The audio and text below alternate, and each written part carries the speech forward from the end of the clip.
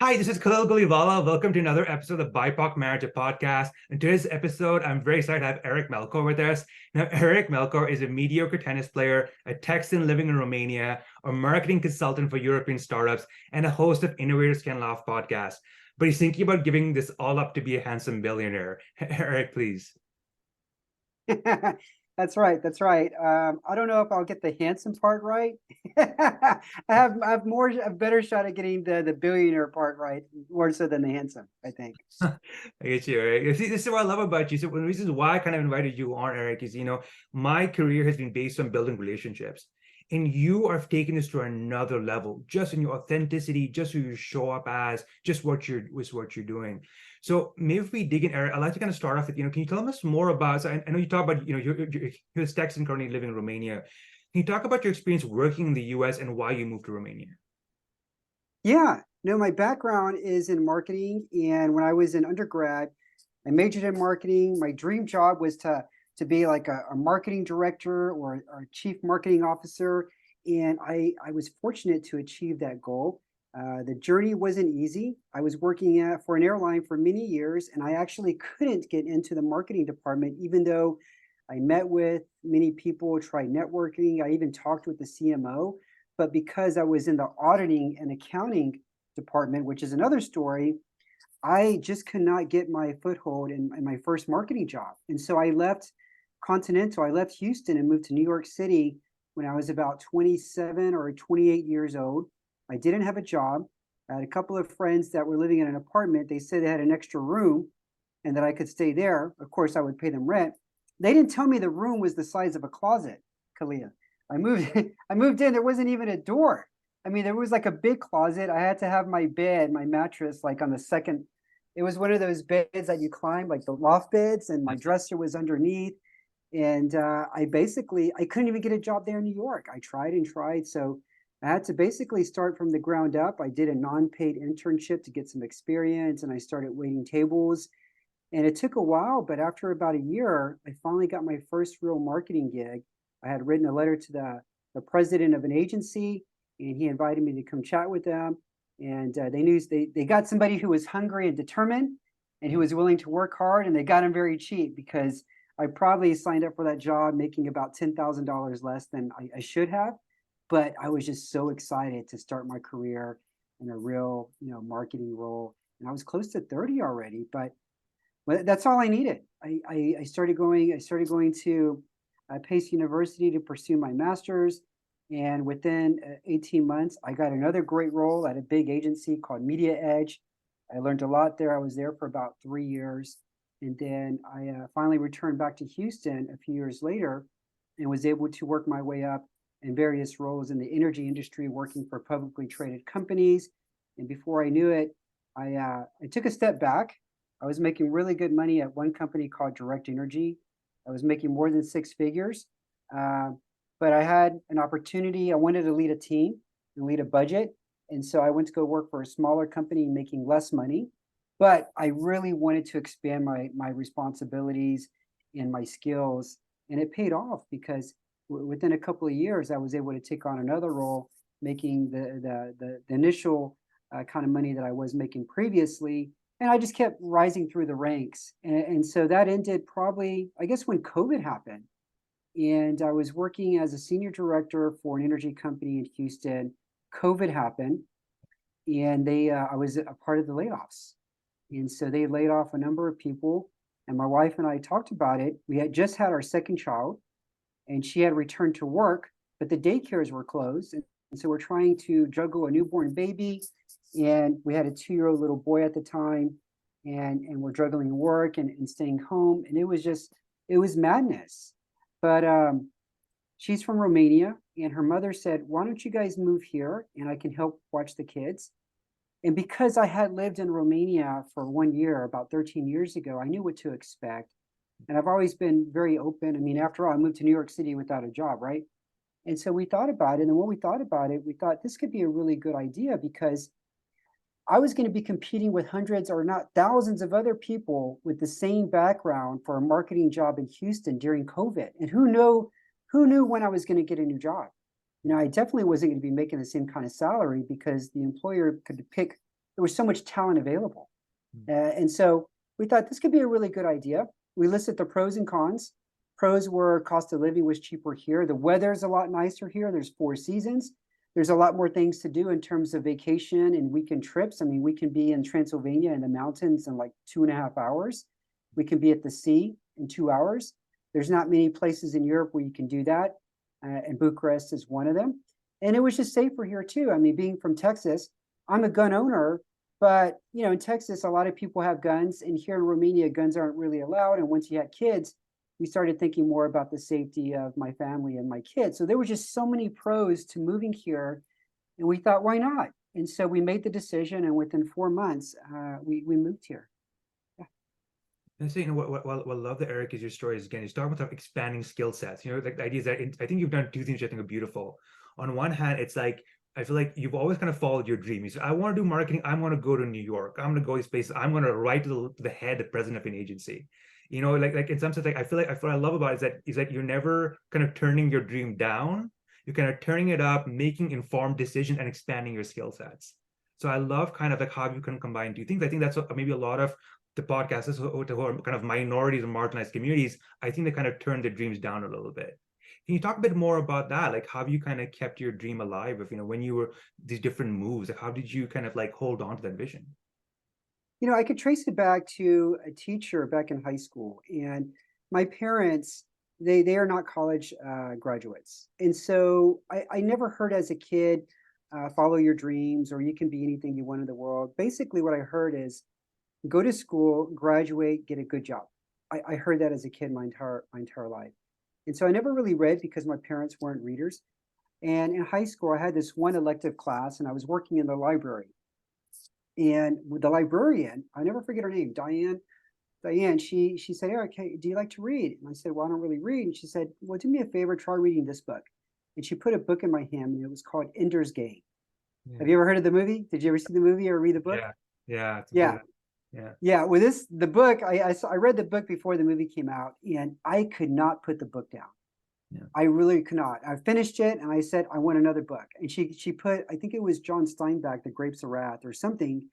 And she just kept feeding me these books, and I would get in trouble, Coyote. I would be in trouble in class, reading a book, hiding the book underneath notepads, and I didn't want the teacher to see me, but I just could not stop because it was like another world. It was a key to another world, seeing what these amazing people were doing, whether it was fiction or nonfiction, and that really expanded my mind into the possibilities of what could be achieved. And so I really have her to thank. A lot of credit goes to her because I don't think I would have dreamt as big had I not fallen in love with reading. And so that played a big part in terms of expanding, the possibilities and of what I could achieve in this world. I wasn't really a really good student. My GPA was always pretty poor, but I always had my imagination, and I was always very hardworking.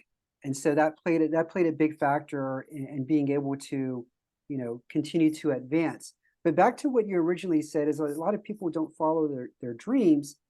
And I don't know what I could say about that, except that I've never been afraid of failing, because I had been failing ever since I was really young. Especially as we got into my teenage years. I don't know why, but once I started reading, I thought about the opportunity. So I remember reading this ad in the newspaper about trying out to be an actor in this movie. And I tried out and I got the part, but the movie never got funded. Yeah. And I remember this multi-level marketing business that a friend of mine was in, and I tried it out and I did it for an entire year. And I took 20 people to go see presentations about the product, and I never could get one person signed up, but I stuck with it for a year. And so I had been trying all these different things and continuing to fail at them. But I think it goes back to reading about these great people who did great things, and they did it by overcoming the obstacles and by getting up every time that they failed. And I just stuck with things or continue to try new things. And so if you look at my record, it's probably 90% failures and maybe 10% success. Okay. What I'm getting from that, Eric, as well, as one hand, it's sort of like, that fact that you're kind of working through maybe sometimes like people silence themselves. but like you said, you saw this opportunity for an ad, you went for it, and you're kind of putting energy into it. But something that's connecting with me a bit is sort of, you talk about sort of how, reading books, fiction, nonfiction, open yourself to some other elements. And I can't but help but look at you, think about you. It's Texan, it's moved places, moved to Romania. Is there a connection maybe between that and sort of how you build authentic relationships? Because see this parallel between you exploring, like that's the word coming, is Eric is an explorer, and he's exploring worlds and exploring people.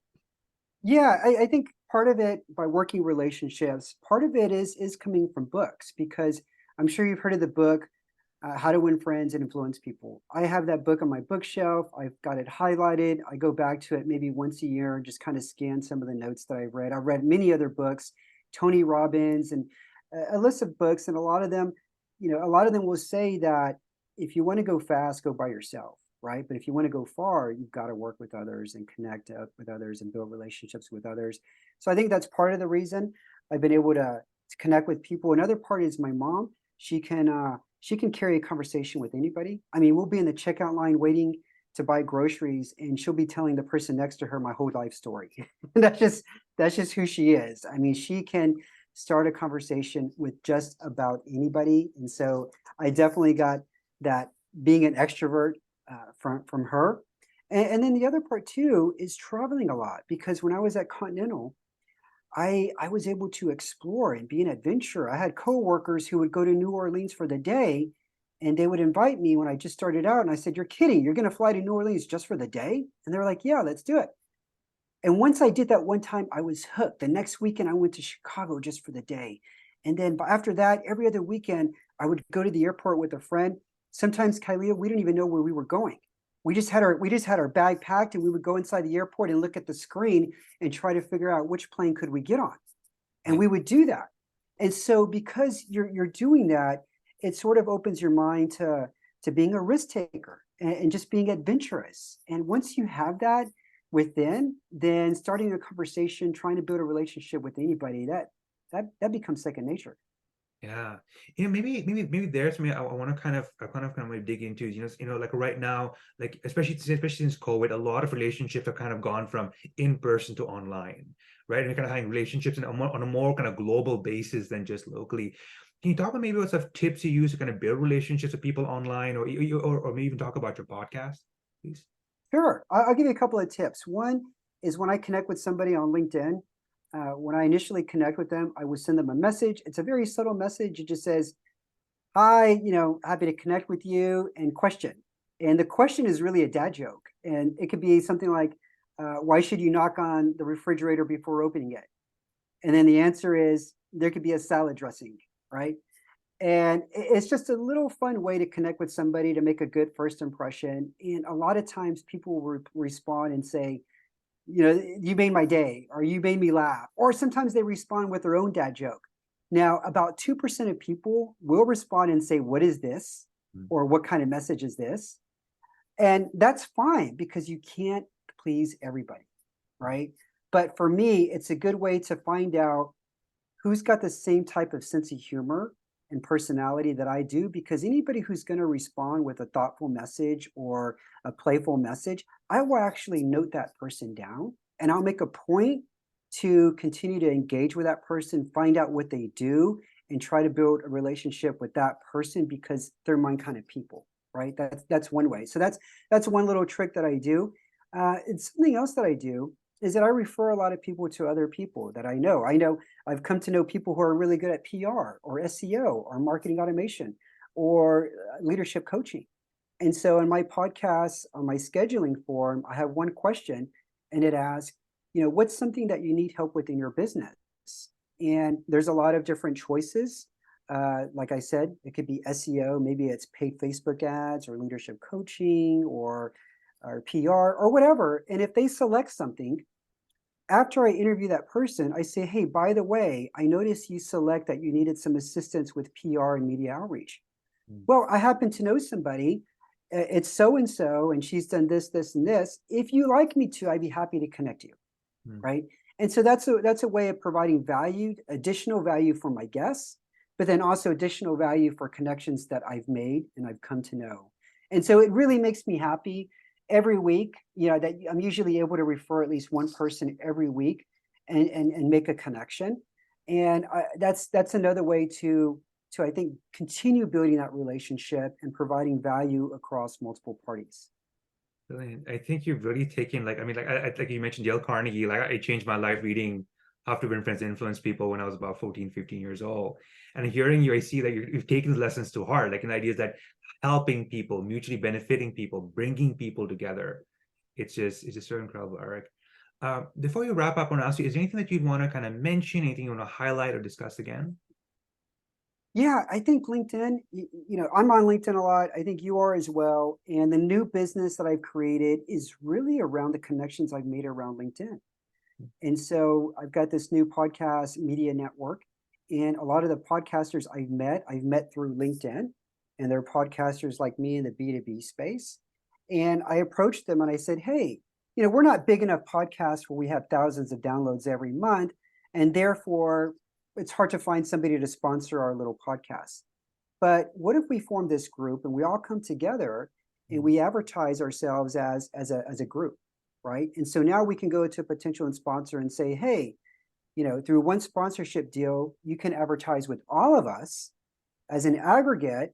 And that is starting to work out. I initially started that about 2 months ago, and there's been a number of friends that I've made on LinkedIn who have joined the group. And now I'm able to kind of not necessarily referral, but I'm actually able to give them a new source of revenue.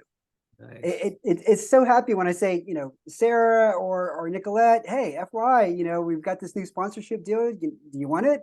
And it's a few extra $100 in their pocket, and they're really happy about this. And it just kind of further strengthens that relationship with the people that I've made online, because everybody in the group, except with the exception of one person, I've never met in person. Never. They just all been online connections that I've built over the past couple of years. Really, thank you for just sharing that as well, Eric. I mean, again, like you're someone who's finding ways to kind of bring people together and just helping people out. It is so amazing talking to you. Yeah, I enjoy it. I mean, we could get into cocktail parties too, but that's probably another story. Yeah. Eric, I want to keep an eye on time. I think before we wrap, actually, maybe if you have 2 minutes, could you talk about cocktail parties? Is that okay? Yeah, absolutely. So I read this book about a year ago, and it was called The 2 Hour Cocktail Party, and Nick Gray wrote it. And he's this guy. You talk about relationship building. He wrote the book, obviously, The 2 Hour Cocktail Party. And so I read this and I thought, oh my God, how neat it would be to do something like this in Bucharest. And so I followed his strategy, and there was a lot of people that I was able to connect with on LinkedIn.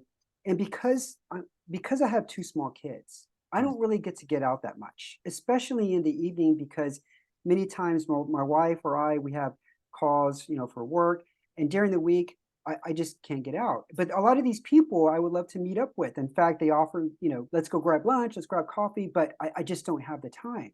And so I take all those people that I want to meet in person, and I invite them to literally a 2 hour cocktail party, right? I'm not providing any food. There's a set time where it's going to start and stop, and I'll provide the wine. And the venue that I picked is at a co-working spot where I'm friends with the owner. So I get a really good deal on the conference room, and it's Yeah. anywhere from 15 to 23 people, but it's a curated list of people that I've seen on LinkedIn. I know they're in the same city as me, and I want to get to know them. And so I invite them to, my little party. Everybody wears name tags, because name tags kind of put everybody, make everybody feel equal. And there's a couple of icebreakers that I do during the parties, and that way people can kind of get to know each other and start conversations. And everybody just loves them. I mean, it's a really good way to find out who it is that you want to further deepen relationships with. And many times people will meet other people and form friendships with those other people. And everybody who attends absolutely loves them, because you go to these big networking events and you don't really get to connect or meet anybody there. It's mostly about seeing the speaker or going to a workshop. But when you have like an intimate gathering of 15 to 20 people, you can really get a good understanding and get to know everybody's there within a short time frame, if it's structured correctly. And that's the one thing that book really helps you do. Is it's like a playbook. It's step by step, and it even gives you, like, here's the messages that you send out when you invite, and for the RSVP and for the reminder. It's fantastic, and I highly recommend it. I think I've thrown about 7 cocktail parties, and I've even done them outside of Bucharest. I did one in Cluj when I visited the city for the first time, and it made that experience of visiting a different city for the first time so much better, because now I had all these new friends who are recommending, oh, okay, first time here, you got to go visit this place, go to this restaurant, let's hang out next week. And I did the same thing in Sofia, Bulgaria, a city I had never been in, had a fantastic time. I threw a cocktail party, and I did one recently in Amsterdam a couple of weeks ago, and had a lot of people that I knew were in Amsterdam and I wanted to meet, and I got to meet them in person as well. That's amazing. Thank you so much for sharing that. It's just, again, I feel like I have this feeling where like wherever Eric Melchor goes, that's where the party is. That's the people. Hey, one of the selfish reasons of doing this podcast is because I'm in Europe and I know I'm going to be traveling. I love it, makes the adventure and the trip so much better when there's a local, when you have a friend there to show you around. So much better. Yeah. And so with the podcast, it kind of allows me to do that, because now when I travel, I can go to Bulgaria, France, the Netherlands, anywhere in Romania, Lithuania, and I know people there and say, hey, I'm coming to visit, love to catch up and see you. And now I've got like, 3, 4, 5 people to connect with and meet with, and who can kind of show me around and just make that trip so much better than it would be if just my wife and I and my family just went there by ourselves. Yeah, amazing, Eric. So, and so in terms of if anyone wants to contact you, follow you, or learn more about you, what's the best way they could do that? LinkedIn under Eric Melchor, and they can also learn more about my podcast, Innovators Can Laugh, at the website, innovatorscanlaugh.com.